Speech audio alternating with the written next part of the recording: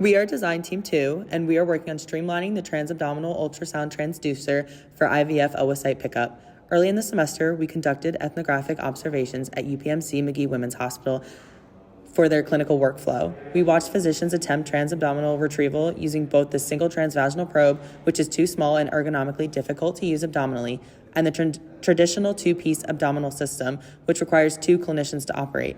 These limitations create inefficiencies and reduce procedural consistency. Identifying these challenges is what led us to embark on designing a single clinician transabdominal needle guide attachment.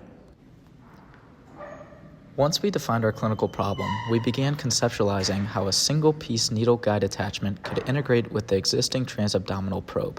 Our first physical step was building a low-resolution foam core prototype.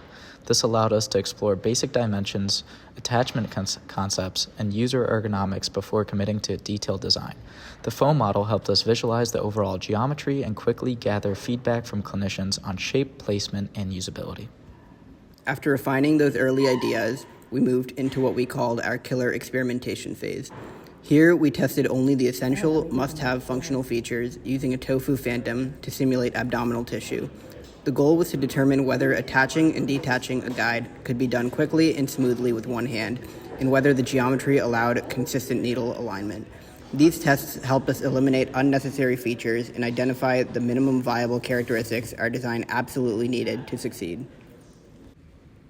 With insights from our killer experiments, we have moved forward with a medium resolution prototype. We 3D printed a more refined needle guide attachment that allowed us to evaluate realistic material behavior, tolerances, and overall fit on the transducer. This prototype enabled more accurate testing of the attachment mechanism, ergonomics, and structural stability, and it helped us identify design revisions for our next iteration. As our design develops, we will conduct a comprehensive hazard and risk analysis.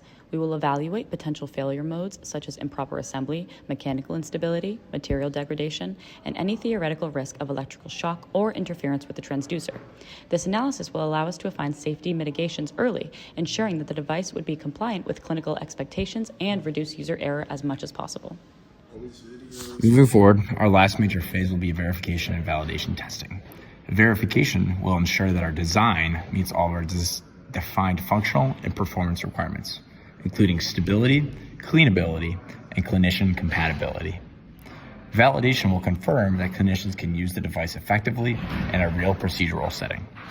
Together, these steps will guide us toward a final, safe, and clinical meaningful solution for single clinician transabdominal egg retrieval.